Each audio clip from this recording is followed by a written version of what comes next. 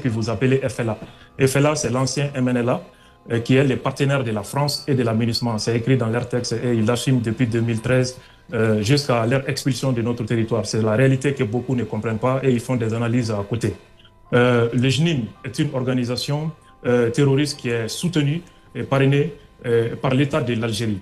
Donc, ces organisations terroristes ne sont que des proxys qui agissent au nom d'un État qui ne peut agir publiquement et ouvertement. Ce sont des accusations particulièrement graves, Abdoul Niang.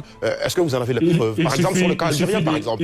On sait que diplomatiquement, d'ailleurs, on sait que vos pays, votre pays et l'Algérie ne sont pas en odeur de sainteté. Et d'ailleurs, c'est l'autre question que j'allais vous poser aussi. Est-ce que c'est pas le fait d'avoir reconnu aussi le Sahara, le Sahara occidental comme territoire marocain, finalement, qui a entraîné tout cela?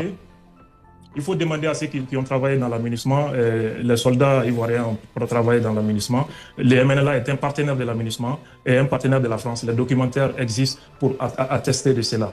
Yad Agali et tous les leaders du JNIM sont sur le territoire algérien. Vous avez vu, c'est pas pour rien que l'Algérie a abattu un drone malien. C'était pour protéger ces terroristes de haut profil. En 2016, le journal Le Monde a écrit que Yad Agali était dans un hôpital à Tamaracet. Aujourd'hui, vous reconnaissez que l'Algérie a abattu un drone malien. À l'époque, il avait été dit que le drone s'est écrasé, officiellement. Mais ils ont dit qu'ils ont abattu parce que les drones avaient franchi leur territoire. Il fallait aller démentir ça devant la Cour internationale de justice. Mais vous avez vu qu'ils ont refusé d'aller s'assumer là-bas. Donc ça en dit long déjà sur cette réalité. En 2016, le journal Le Monde a révélé que Yad se soignait dans un hôpital de Tamaracet et que l'armée française voulait agir contre lui, mais elle a eu peur pour ne pas froisser les Algériens. Les travaux du Britannique Jeremy Kennan expliquent assez la complicité de l'Algérie dans cette histoire de terrorisme au Sahel. Un officier malien des renseignements maliens, le colonel Ould Lemana, avait dénoncé que l'État algérien est au cœur de AQMI. Le lendemain, il a été abattu chez lui à Tombouctou. Donc, face à des réalités que vous ne comprenez pas, ça fait que les conclusions sont toujours biaisées et même complètement hors sujet. Non, Abdoul Niang, vous ne pouvez pas dire que nos conclusions sont biaisées. Nos conclusions ne sont absolument pas biaisées. Et c'est d'ailleurs pourquoi nos chroniqueurs en plateau vont aussi donner leurs avis. Shadrack Bogué, d'ailleurs, nous a rejoint. Il est consultant en défense et sécurité internationale. Bonsoir. Bonsoir, Monsieur Drabo. Déjà, lorsqu'on fait la lecture des événements qui sont arrivés au Mali, on ne peut qu'être sidéré, mais cela s'inscrit dans une dynamique globale d'insécurité dans le monde.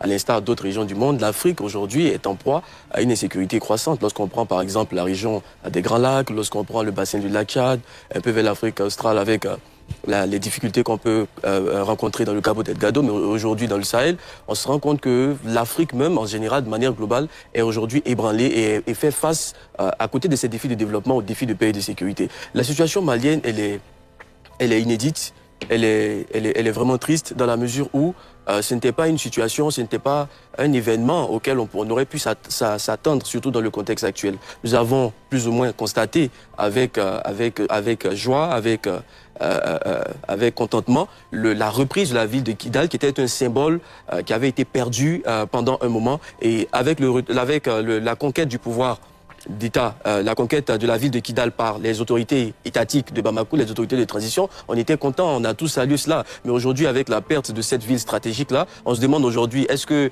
la junte n'est pas n'est plus en mesure aujourd'hui d'assurer la sécurité des Maliens? Mais cela s'inscrit dans un contexte global d'une trajectoire de dégradation de la situation sécuritaire. C'est le miroir aujourd'hui de la réalité sur le terrain. Et franchement, déjà, il faut saluer la résilience du peuple malien, parce que ce n'est pas facile avec déjà le blocus que les Maliens ont connu récemment lors du dernier trimestre de l'année 2025, et également toutes ces attaques, toutes ces morts, cette violence psychologique, physique que le Mali endure aujourd'hui, c'est franchement quelque chose de condamnable et on ne peut pas accepter cela. Et franchement, c'est à condamner. Et nous partageons aujourd'hui, nous compatissons aux difficultés que le Mali rencontre aujourd'hui. Docteur Kamenan? Oui, la première réaction qui me revient, c'est par rapport au peuple malien, parce que une guerre, ce sont des vies brisées, ce sont des familles disloquées, c'est une reconfiguration même de l'espace et des relations. J'ai deux questions pour notre invité en duplex. Au regard de l'attaque qui était vraiment coordonnée de façon stratégique et puis de l'alliance entre ces deux groupes qui apparemment n'avaient rien en commun, mais qui se sont mis en commun par rapport à l'objectif, qu'est-ce qui a manqué au niveau de l'anticipation, du renseignement pour éviter que cette attaque soit vraiment coordonnée de cette façon? Et la deuxième question, on a observé sur les réseaux sociaux que Africa Corps aurait négocié son départ avec l'Algérie. Est-ce que les autorités maliennes étaient informées des négociations et quelle était leur position vis-à-vis de cela? Abdoul-Niang?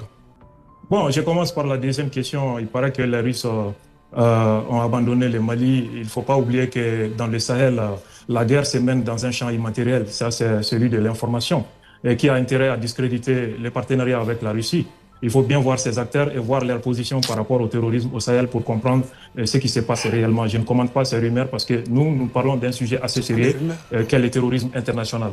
En plus de ça, la première question... Non, Abdoul-Niang, vous ne pouvez pas passer par devers ce sujet. C'est un sujet de grande importance. Je veux dire, Africa Corps, c'est le partenaire le plus stratégique aujourd'hui de l'État malien, du gouvernement actuel de la République du Mali, dans la lutte contre le terrorisme. Donc vous ne pouvez pas passer sous silence ce sujet. Est-ce que le gouvernement, selon vos informations de journalistes proches du régime en place, est-ce que le gouvernement a été associé aux négociations du départ d'Africa Corps? Est-ce que vous avez la preuve qu'il y a eu une négociation? Donc, c'était pas prudent pour l'expert de venir sur le plateau. Très bien. Alors, on va reformuler. Excusez-moi.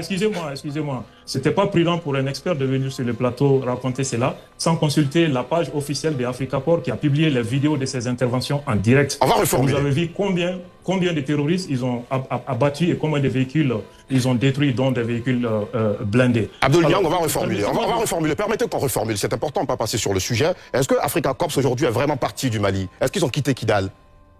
Il faut demander la preuve à ceux qui tiennent ce discours.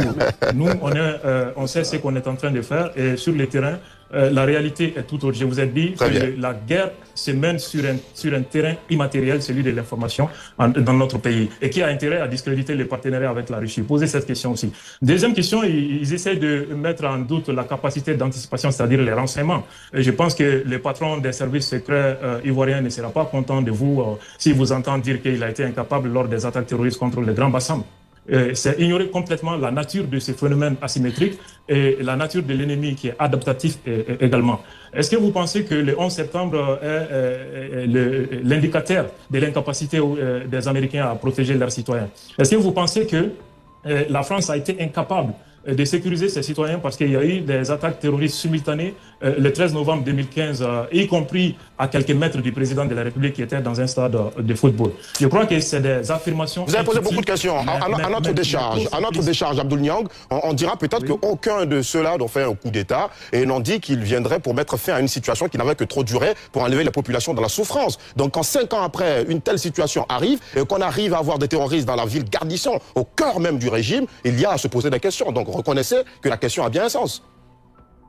Nous sommes en train de parler de deux choses différentes. Et en tant qu'un expert de défense sur le plateau, il ne fallait pas faire cette confusion parce que vous confondez la perfection et la vulnérabilité.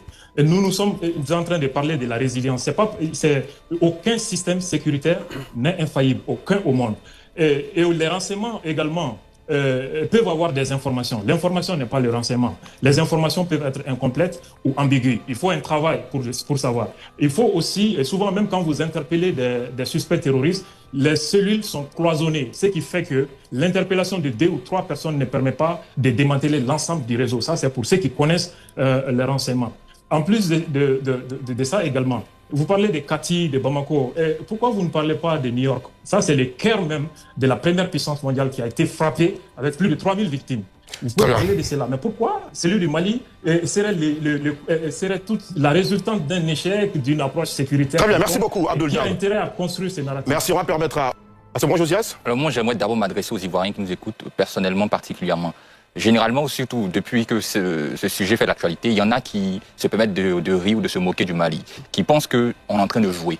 À la réalité, c'est la Côte d'Ivoire aussi qui pourrait être en train de jouer. Les Ivoiriens, vous en avez vu où? Oui, parce que sur mes réseaux, figurez-vous que je parle régulièrement de l'actualité. Et après des posts relativement à cela, j'ai reçu aussi bien des commentaires que des messages même personnels qui disaient ce genre de choses.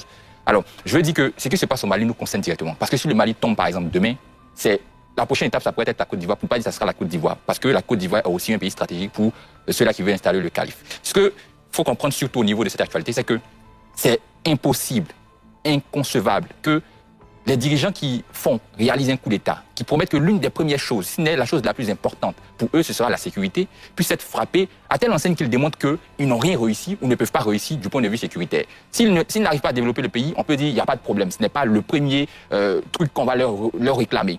Mais lorsqu'ils n'arrivent pas à défendre le pays, ça devient problématique. C'est là qu'on se demande à la réalité, qu'est-ce qu'ils font? Est-ce que ça, on ne doit pas penser même à les chasser ou à même réaliser un autre coup d'État contre cela parce qu'ils sont incapables? On remet beaucoup de questions sur la table parce que ce qu'ils nous ont promis, c'est pas ce qu'ils sont en train de faire. Et on va même vers la disparition de l'État. Parce que là, c'est plusieurs localités qui sont en train d'être prises. Peut-être même Bamako pourra être prochainement, je ne le souhaite pas, mais au regard de ce qui peut se passer ou en train de se passer, être pris. Ce qu'il faut noter, c'est que cette réalité-là est en l'avantage de ceux-là qui attaquent le pays. Mais à côté, il y a aussi le travail qui est fait par les autorités du Mali. Vous voyez, c'est vrai, ils n'arrivent pas à défendre le pays. Mais moi, la question que je me pose, c'est comment ça se fait que le Mali, qui est un pays, qui est surtout l'une des puissances militaires dans notre sous-région, et selon les derniers chiffres, qui est devant même la Côte d'Ivoire, notre pays, n'arrive pas à se défendre face à ces deux mouvements qui se sont associés aujourd'hui. Lorsqu'on va sur le terrain... C'est-à-dire que la solution n'est pas forcément militaire. Exactement. Lorsqu'on regarde par exemple sur le terrain, on se rend compte qu'il y a même des armements qui sont incompréhensibles. On se demande d'où est-ce que ça vient, ces rebelles-là les ont. Des drones kamikazes, des bazookas, des armements même qui sont vraiment difficiles à... On ne peut pas facilement savoir d'où est-ce que ça vient. On se pose la question de savoir qui ou comment cela réussit à se faire de l'argent à telle enseigne qu'ils sont si puissants. Qui les soutient, mais comment est-ce qu'ils sont soutenus? Donc beaucoup de questions émergent à partir de cet instant. C'est pourquoi moi, je me pose une question. Est-ce que la méthode qui est choisie aujourd'hui au Mali, c'est la méthode qu'il faut utiliser ou qu'il faut choisir, c'est-à-dire répondre avec l'armée ou répondre avec les armes? Ceux qui sont en face viennent de démontrer que si vous voulez répondre avec les armes, nous aussi on a un certain niveau. Je me rappelle qu'avant cet événement qui est survenu le 25, il y a le 22 avril 2026, une rencontre très étrange entre M. Oumar Mariko et le JNIM. Objectif, du moins ce qu'on nous dit, c'est libérer 17 soldats. C'est ce qu'on nous a dit. Et dans le discours qui est tenu par M. Oumar Mariko, il propose... Il a rencontré 17 soldats, il aurait permis la libération de 4. C'est ça. Dans son discours, il propose qu'on passe à la négociation. Il dit que le conflit ne pourra jamais aboutir si on utilise la voie de l'arme, donc la guerre. Il propose quelque chose qui, pour moi, a attiré mon attention suite à ce qui s'est passé le 25. Parce que, vous voyez, ça peut s'entendre comme le véritable objectif de ces deux mouvements-là. À la réalité, ils n'ont rien en commun, ces deux mouvements. Il y a un qui veut prendre le territoire, du moins une partie du territoire. Il y a un qui veut installer le calife dans tout l'État, donc prendre le pays. Mais on se demande comment est-ce qu'ils, ou du moins, pourquoi est-ce que ces deux-là s'associent aujourd'hui pour attaquer le Mali? C'est pourquoi moi, je suis tenté par cette idée qui nous fait croire que l'objectif à la réalité, c'est de forcer l'État malien à venir sur la table de la négociation pour passer à des actes de négociation qui pourraient permettre qu'on ait une sortie sur cette base-là.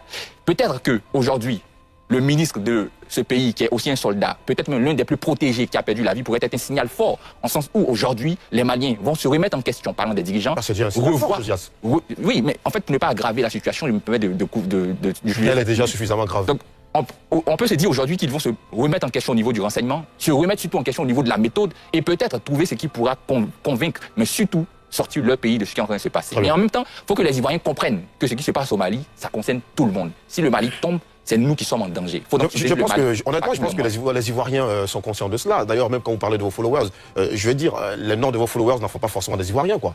Alamine Fofana. Oui, naturellement, je m'associe à mes prédécesseurs pour apporter tout mon soutien au peuple